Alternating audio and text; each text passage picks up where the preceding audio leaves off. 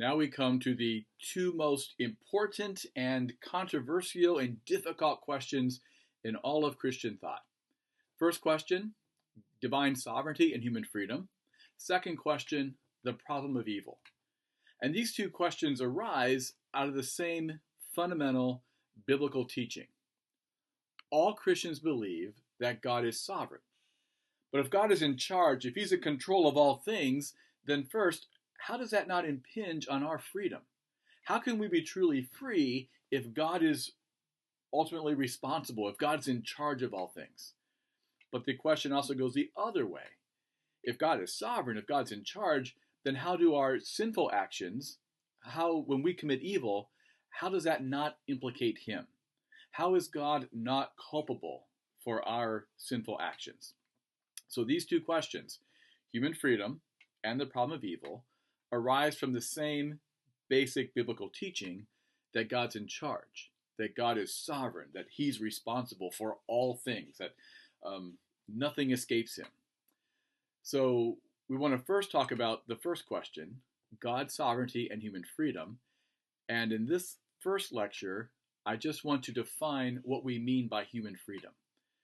Because in my experience, a lot of these conversations, it involves people talking past each other. We're using different understandings of the word freedom, and we're not being clear that we're doing that. And so it's just sometimes hopelessly confusing. So it's really important that we're able to define what we mean by freedom. And there's three basic definitions of freedom. The first one is called uncoerced will. And the Latin word for this is voluntas. Think of the word voluntary, volitional. An uncoerced will means that our wills act without being forced. Our wills are not compelled to do something. Now, by definition, this must be true. So everyone agrees that this first notion of freedom exists. In fact, a will to be a will must be uncoerced. If someone makes you do something against your will, then you didn't will it. If you freely rob a bank, you will go to prison. But if you rob a bank because someone kidnapped your child and said, we'll hurt your child unless you rob the bank, no jury will convict you, right? So by definition, a will to count as a will must be uncoerced. Now, I just should say a word too. What we're talking about here is called faculty psychology. We talk about humans possessing an intellect and a will and affections, as if, when we talk about them as if they're substances, as if we have within us an intellect which is separate from a will, which is separate from our affective side. Actually, we have one substance within us. Physically, it's called our brain, or immaterially, spiritually, we call it our mind. When our mind thinks, we call that our intellect. When our mind chooses, we call that our will. When our mind feels, we call that our affections or emotions. So just to be clear, you don't actually have a will within you which is separate from your mind. The will, we make it into a noun. It's called faculty psychology. We make it into a substance, a thing, so we can talk about it easily. But really, you have one thing, a mind, and these intellect and will and affections, these are actually verbs. They're describing what your mind does. When your mind thinks, that's your intellect. When your mind chooses, that's your will. When your mind feels, that's your affections. But this will, this act of choosing, everyone agrees that by definition, this must be uncoerced, unforced. A will to be a will has to be unforced, or you didn't choose it, right? So there's no controversy here. Number two, the second notion of freedom, this is where the controversy arises. And this is your voluntas, or your will, can make different choices. The word here is arbitrio. Think of the word arbitrate, arbitrary. So your will can go this way, or your will can go that way. So we call this alternative choice, contrary choice. You have options. I can choose ice cream. I can choose a donut, or maybe a healthier option, quinoa or something. I can choose to watch a movie. I can choose to go to church. I can choose lots of different choices, right? So this is where the controversy arises when we talk about freedom. Everyone agrees a will to be a will must be unforced, uncoerced. The question arises, how free are our options? How free are we to choose this or to choose that? And before we talk about that in the next lecture, I just want to explain historically to prove to you that this arbitrio, these alternative choices, this is where the controversy really lies, not in number one. Everyone agrees with number one. A will to be a will must be uncoerced. But the controversy arises with how free are our choices, the word arbitrio. So Augustine, who's the most important theologian in the Western Church, when he was first converted, he wrote this little work called De Libero Arbitrio, concerning the liberation, the freedom of choice. And Augustine's thought was, as a human, of course our voluntas, of course our wills are uncoerced, but humans must have contrary choices too. That's what makes us humans and not just robots. Well, later in his career, he encountered a heretic named Pelagius. And Pelagius emphasized how free our choices are. In fact, we're so free that if we wanted to, we could just choose to stop sinning and just turn our lives around and become a righteous person. And Augustine, in debating Pelagius, said, well, that doesn't take into account human sin and depravity. We're born depraved because of what Adam did, and we can't just flip a switch and choose to change our lives. We need God, the Holy Spirit, to do a work in our hearts. And so Augustine never got rid of the concept of freedom of choice. He kept that, but he added, so he wrote, near the end of his life, he wrote this another treatise called De Gratia, concerning grace and free choice. So the point here is just Augustine emphasized that we must have free choice because that's what makes us human. And even when he's debating a heretic named Pelagius, who forces him to say, well, there's another piece that I didn't say when I was first starting off. Because of sin, we need grace. When he inserted grace into the title of his new work, he still kept the idea of free choice. Free choice is what he was having to defend and say why it's important that we have this. Even though we're sinners, we still have free choice, but we need grace to restore that free choice. Another example, Erasmus. Do you know this guy? Erasmus was the leading celebrity humanist scholar of the early 16th century. He was like a Michael Jordan. He was like a LeBron James, except he didn't play basketball. He was a humanist scholar. He was witty. He was funny. He wrote The Praise of Folly, which if you ever have a chance, have some downtime, it's if a Stephen Colbert or David Letterman or just some really funny guy was writing about the church corruption. The Praise of Folly, well, Erasmus says this, a quick aside.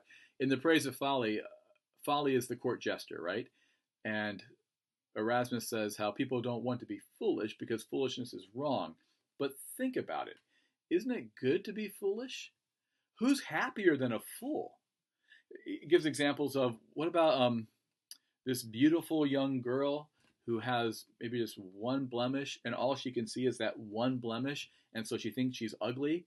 Or you see this, he says, this really old lady who is no longer pretty, but she thinks she's pretty. Well, good for her. She's happier. Be a little bit foolish. Think you're better looking than you are. You're happy. Or think about someone who's a really beautiful singer, but they don't think they're a good singer, and so they're sad. Or think about someone who's a horrible singer, like that opening round of American Idol, and some of these wretched singers, but they think they're good. Well, good for them. They're happy. And so Erasmus is just a fun writer because he talks about, like, hey, if you think about it, yeah, it's good to be foolish.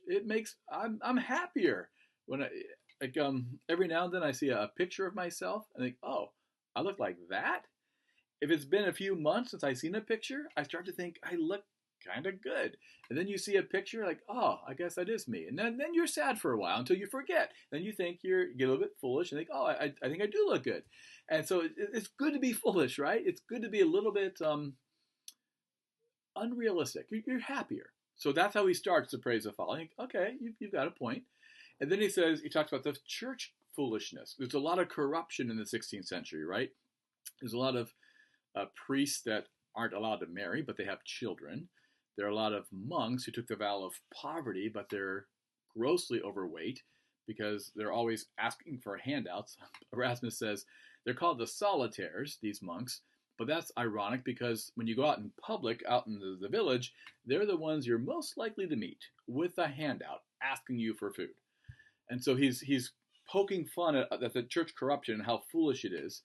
And then he ends the praise of folly with 1 Corinthians, where Paul says there's a foolishness of the cross. There's a good kind of foolishness that actually saves. So he actually has an important point in this book, but it's a lot of fun in just poking at turning wisdom and realizing that, yeah, folly is not the worst thing in the world, but also poking at the church corruption. So Erasmus was the number one man in Europe. All these kings wanted him to come and live in their court. And he said, well, but no, I belong to the world. I won't be limited to one king or one kingdom. I'm a citizen of everyone. Everyone wants a piece of me. And that was true. So Erasmus made the Pope nervous because Martin Luther was also talking about church corruption and causing a lot of unrest. And the Erasmus in the Praise of Folly did the same thing. And the Pope said to Erasmus, you know what? We're getting nervous. We need to know whose side you're on. Are you with Luther? You know, that could split the church. Or are you going to be a faithful son of the church? And to prove that, we need you to write against Luther. And Erasmus hemmed and hawed and tried to put it off. But finally he said, okay, I'll do it. But he picked this very obscure point. He said, everyone else is talking about church corruption and fat monks and priests with kids, but I'm going to pick this obscure philosophical point and write against that. And he picked, the title of his book is called De Libero Arbitrio, concerning the freedom of choice. And he wrote this very nice, it was very polite introduction. Dr. Martin, I have one question about this, the will. It sounds like when I read you that you put so much weight on sin that maybe our choices aren't as free as they really should be because we're human, we have choice. And I want to just have a word with you about this very obscure point. Well, Luther responded a year later with his work De Servo, concerning the bondage of choice. And this is part of the Reformation, which is part of the Renaissance. And the Renaissance is known for its humanism. Erasmus was a humanist scholar, and Luther and Calvin were part of this as well. And the humanists loved the humanities. They loved literature. They loved the art of writing, the craft, and they loved style points. So they called each other a lot of just ugly names. If they had Twitter, it would have been even worse. I can't imagine the humanists with Twitter. But Luther responded in his work, Erasmus, you may have wondered why it took me a year to respond to you. Trust me, it wasn't because I was impressed. It wasn't because, oh my goodness, Erasmus has good points. What will I ever say? It took me a year because I thought I felt sorry for you. You're Erasmus, right? You're a great humanist scholar. And no one can touch you when it comes to turns of phrases and the craft of writing and literature. But now you're doing theology. You are way in over your head. And this is just embarrassing. So I didn't write for a long time because I felt sad. What you did was just pathetic. And I guess enough time has passed. It's kind of fun to read, but yeah, in the moment, not exactly Christian edifying stuff. But Luther's response, and here's our point, his response to Erasmus was, choices, they're not really free. See the word servo, servitude, servant. Our choices are bound. We're enslaved to sin. So there are some choices, Erasmus, that are not free to us, specifically good ones. And that leads to this important distinction within arbitrio, within choices. There's two categories here. There are non-moral arbitrio, non-moral choices, and there are moral choices. And what Luther did in response to Erasmus, he focused on our moral choices and said because our voluntas, because our wills are depraved, our wills are broken, They're curved in on themselves. And because of that, we're just not free to choose good or choose evil. Because of our broken wills, we will always, left to ourselves, always choose evil unless the Holy Spirit changes us. Luther actually compared the will to a donkey, which is sometimes ridden by God, the Holy Spirit, and sometimes ridden by the devil. Now that, to be honest, that was an unfortunate illustration, because that does imply that even your voluntas isn't really free. It's just forced by either the Holy Spirit or by Satan. So, unfortunate illustration. But Luther's point was, because of sin, every choice I ever make will be necessarily tainted, necessarily not quite up to snuff, impure to some extent. I can never do an entirely good choice on my own. Even my best choice on my best day requires the forgiveness of Christ. So that's a really strong view of depravity, but that's what Luther and also Calvin believed in this part of the early Reformation. So the point I want you to take away is that the voluntas, a will, everyone agrees, a will to be a will must be unforced. The debate lies with arbitrio, with our choices, options. Do we have non-moral options? Can I choose the blue socks or the brown socks? Is that a real option? But even more importantly for Luther, what about good and evil? Am I free to choose good, or left to myself without the Holy Spirit, will I always choose evil? And even with the Holy Spirit, will everything I do until Christ returns and glorifies, perfects my voluntas, will everything in this life be always less than pure, always less than perfect? So my best deed on my best day still needs Christ's forgiveness. So what I want you to see is that the debate historically is about choices, the freedom of choice, not the freedom of the will. So if you were to read in our library Erasmus's book and Luther's response, the English titles are called The Freedom of the Will and The Bondage of the Will. Those are mistranslations. Erasmus did not write The Freedom of the Will. He wrote The Freedom of Choice. And Luther did not write The Bondage of the Will. He wrote The Bondage of Choice. Both agree a will to be a will must be unforced. The debate is about choices. And then lastly, this is important not for this question, but just in overall, the third notion of freedom. I call it God's freedom, or the freedom we will have when we are glorified. And this is the highest freedom, the truest freedom. You see, God is not free to sin, right? But God is not less free because he's not free to sin. On the new earth, when we are glorified, we will be unable to sin, but we won't be less free because of that. So the highest freedom is not just the freedom to do this or to do that. The highest freedom is to do what you ought, right? And this is, I think, hard for Americans to understand because we value our Declaration of Independence. We have the right to life, liberty, and the pursuit of happiness. Whatever makes you happy, you're free to do that. And that's the highest kind of freedom. Ain't no one going to tell me what to do. But the highest freedom is to do what God tells you to do. Right? Think about like a train. A train is only free if it stays on the tracks. If a train says, I want options, these tracks are so confining, and he takes off across the meadow, that train will quickly bog down in the muck and he's going to get stuck, right? We're only free as humans as we do what God tells us to do. Think about sin. The ability to sin is not real freedom. Sin is bondage. Sin is chains. Sin takes away choices. Sin enslaves. Sin makes us less free. Sin is against nature. So think of it's like a cancer, right? If someone has cancer, their bodies are less free to do things. And sin is like that. It limits us. It restricts us. It takes away choices.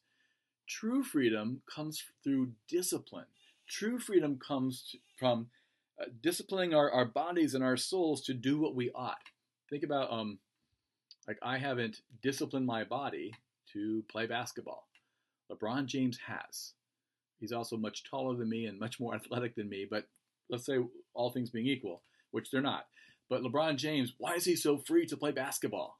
Because he's disciplined his body. He can sky and dunk, and he's got skills, and he's free to shoot from far out, make 3-point shots. I'm not able to do any of that stuff. So if I'm on the basketball court with him, he's much freer than I am because I haven't put in the work. Again, this is not a good analogy. I couldn't, even if, yeah, I'm a worse basketball player than I would otherwise be because I haven't put in the work, right?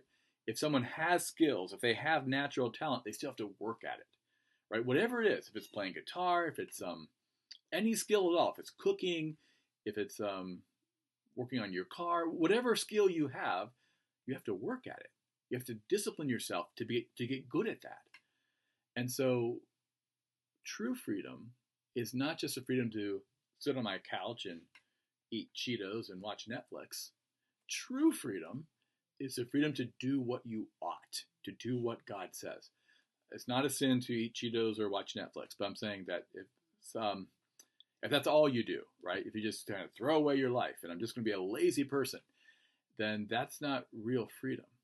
Real freedom is when you're able to do stuff, and that requires discipline. That requires effort. And when, in the spiritual, moral realm, that requires saying no to sin, disciplining ourselves, our bodies, and our souls so we say no to sin, because sin is like cancer. It takes options away. So there's 3 kinds of freedom. When we talk about how is God sovereign and we're still free, there's 3 notions of freedom we have to be clear about. Number 1, the first notion of freedom that everyone agrees we have, there's no controversy here. We all have an unforced will. A will to be a will must be unforced. Secondly, where the controversy lies is this unforced will that you have. How free is it to choose this or choose that? And there's 2 kinds of options, right? There's non-moral options, which is mint chocolate chip or butterscotch. Neither one is a sin. But are you really free to choose this ice cream or that ice cream? Is butterscotch ice cream even a thing? It sounds terrible. That might be a sin, actually. Don't eat that kind. But non-moral choices, right? Socks or no socks. Tie or no tie. Dress or slacks, right? These are non-moral options. Moral options are sin or not to sin, to do what's right or to do what's wrong. So this is where, and we'll explain this in the next lecture, but this is where theologians and Christians disagree, and moral and non-moral choices, that number 2 kind of freedom. But then just keep in mind, this is really important. The highest freedom is not just the freedom to do this or to do that. The highest freedom is to do what God says we should do. So to freely want to do what is right. And that frees us to live well in this life. So that defines different notions of freedom. In the next lecture, we'll explain, based on these definitions, what makes a Calvinist and an Arminian, and where the discussion is at today.